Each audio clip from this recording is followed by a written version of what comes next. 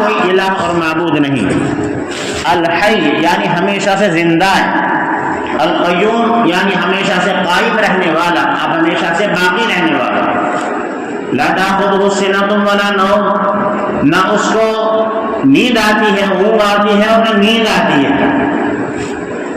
دنیا کے اندر کوئی بندہ ایسا نہیں ہے کہ جس کو نیند نہ آتی ہو، سب کو نیند آتی ہے. فرشتے الہ نہیں ہو سکتے، اس لیے کہ فرشتے محتاج ہیں.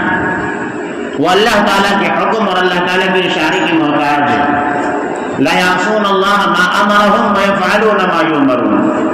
اللہ تعالیٰ نے فرشتوں کی صفت بیان کرتے ہوئے فرمایا کہ وہ اللہ کی نافرمانی نہیں کرتے اور انہیں جس چیز کا حکم دیا جاتا ہے اس چیز کو وہ بجا لاتے ہیں.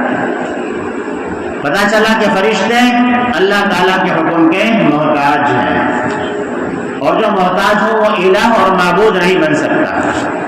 تو اللہ نے اپنا تعارف کرایا اللہ الصمد کہ اللہ تعالیٰ بے نیاز ہے. سارے کے سارے انسان فقیر اور محتاج.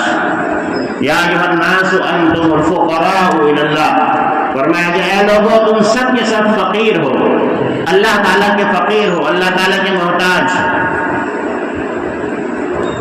کوئی بھی خود مختار نہیں ہے. واللہ هو الغنی الحمید، اور اللہ تعالیٰ غنی ہے اور اللہ تعالیٰ قابل تعریف ہے. اللہ الصمد لم یلد ولم یولد، فرمایا کہ وہ تعارف اللہ کا یہ ہے کہ نہ اس نے کسی کو جنا ہے اور نہ جنا گیا ہے. ولم یکن لہ کفوا احد، اور اس کے جیسا کوئی نہیں. انسانوں جیسا دوسرا ہے، یعنی کروڑوں اور اربوں جو انسان ہیں یہ ایک جیسے ہیں، ایک جیسے ہاتھ ہیں، ایک جیسے پیر ہیں، ایک جیسا چہرہ ہے، ایک جیسے کھاتے ہیں، ایک جیسا منہ ہے. فرشتے ایک دوسرے کی مماثلت رکھتے ہیں، ایک دوسرے جیسے ہیں، مشابہت رکھتے ہیں، لیکن اللہ تعالیٰ کے ساتھ وہ ہے کہ جس کے جیسا کوئی نہیں، اور جس کے جیسا کوئی نہ ہو اسی کو معبود کہا جاتا ہے. جس کے جیسے سب ہوں کئی ہوں وہ معبود نہیں ہو سکتے. تو یہ اللہ تعالیٰ نے اپنا تعارف کرایا ہے.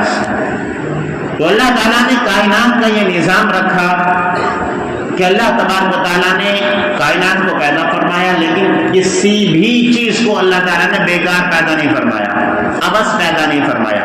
اللہ تعالیٰ اپنے مقدس کلام میں یہی فرماتا ہے افحسبتم انما خلقناکم عبثا، کہ کیا تم یہ گمان کرتے ہو، کیا تم یہ سمجھتے ہو کہ ہم نے تمہیں بیکار پیدا کیا ہے؟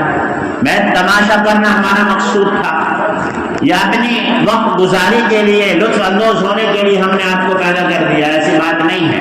وَأَنَّكُمْ إِلَيْنَا لَا تُرْجَعُونَ، اور تم ہماری طرف لوٹائے نہیں جاؤ گے. یاد بتاتی ہے کہ اللہ تعالیٰ نے کائنات کو پیدا فرما کر کسی بھی کائنات کو، کسی بھی مخلوق کو، چاہے وہ چھوٹی مخلوق ہو چاہے وہ بڑی مخلوق ہو، چاہے وہ بے جان مخلوق ہو چاہے وہ جاندار مخلوق ہو، اللہ تبارک و تعالیٰ نے اپنی مخلوق میں سے کسی بھی مخلوقات میں سے کسی بھی مخلوق کو اللہ تعالیٰ نے بیکار پیدا نہیں کیا، بلکہ ہر چیز کے پیدا کرنے کا اللہ تعالیٰ کا یہاں مقصد ہے.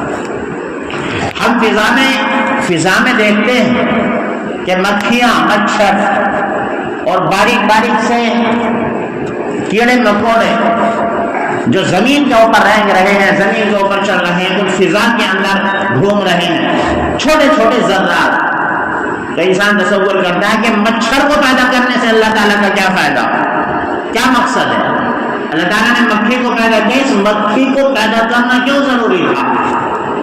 ایک تو اللہ یہ فرماتا ہے کہ ہم نے کسی بھی چیز کو بیکار پیدا نہیں کیا، بلکہ ہر چیز کو بامقصد پیدا کیا. تو پھر اس مکھی کے پیدا کرنے کا اللہ تعالیٰ کا مقصد کیا ہے؟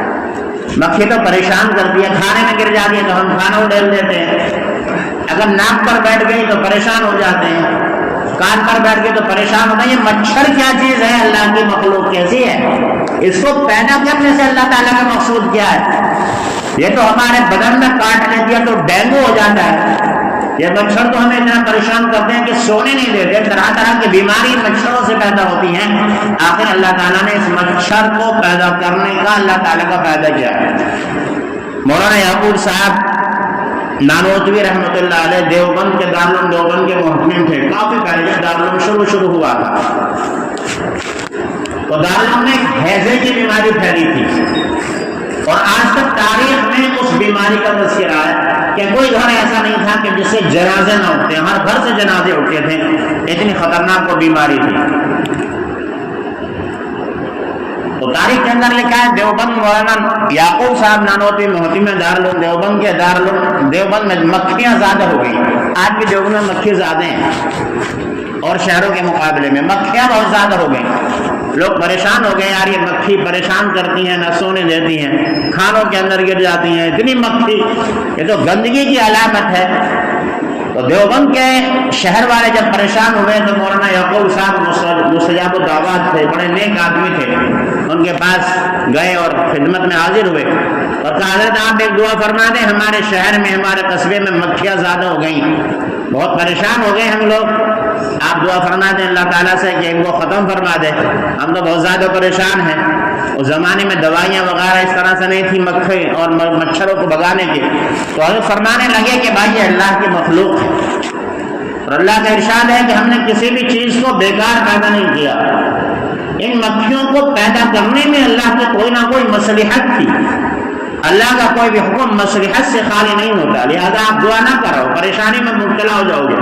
فرمایا کہ حضرت کوئی مسئلہ نہیں، یہ مکھی فائدہ کیا دے نہیں ہے سوائے پریشان کرنے کے، یہ ہمارے کس کام کی ہے؟ تو مجبور ہو کر انہوں نے اللہ تعالیٰ سے دعا فرمائی تو اللہ تعالیٰ نے مکھیوں کو ختم فرما دیا اور شہر میں مکھی نظر نہیں آتی تھی۔ تو 6 مہینے گزرے کہ وہاں پر ہیضے کی بیماری شروع ہوئی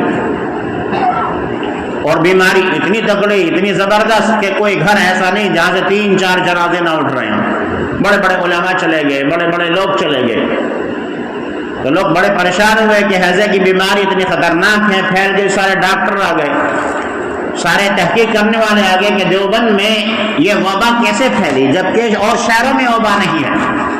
تو لوگوں نے ڈاکٹروں نے تحقیق کر کے یہ بتایا کہ کچھ جراثیم کیٹاڑو ایسے ہوتے ہیں کہ جس کی وجہ سے ہیضہ ہوتا ہے، اور ان کیٹاڑوں کو ختم کرنے کے لیے اللہ تعالیٰ نے مکھی کو پیدا کیا، وہ کیٹاڑو مکھی کی خوراک بنتے ہیں، لہذا مکھی شہر میں ہے نہیں اور وہ کیٹاڑو زیادہ ہو رہے ہیں جس کی وجہ سے ہیضے کی بیماری پھیل رہی ہے۔ اگر اس بیماری کو ختم کرنا ہے تو شہر میں مکھیاں لانی پڑیں گی۔ تو اللہ کی مصلحت، اور فضا میں جو مچھر نظر آتے ہیں، کیڑے مکوڑے نظر آتے ہیں، یہ برسات کے مہینے میں طرح طرح کے پتنگے ہمیں نظر آتے ہیں، طرح طرح کے کیڑے گھروں کے اندر گھس جاتے ہیں، یہ اللہ تبارک و تعالیٰ نے ویسے نہیں پیدا کیے، بلکہ یہ بھی انسان کی خدمت پر معمول ہے کہ وہ کیٹاڑو، وہ جراثیم کہ جو انسان کے لیے مہلک بن سکتے ہیں، انسان کو بہت ساری بیماریوں میں مبتلا کر سکتے ہیں۔ آپ دیکھیں جتنی بھی بیماریاں ہوتی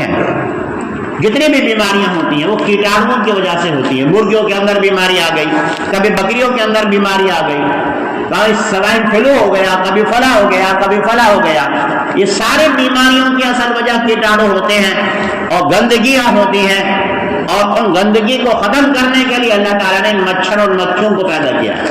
تو ایک چھوٹی سی مثال کہ اللہ تعالیٰ نے مکھی اور مچھر کو بھی بے مقصد پیدا نہیں کیا، فالتو پیدا نہیں کیا، تو پھر انسان جو اشرف المخلوقات ہے اس کو اللہ تعالیٰ نے صرف کھانے کے لیے پیدا کیا، صرف پینے کے لیے پیدا کیا، صرف کمانے کے لیے پیدا کیا،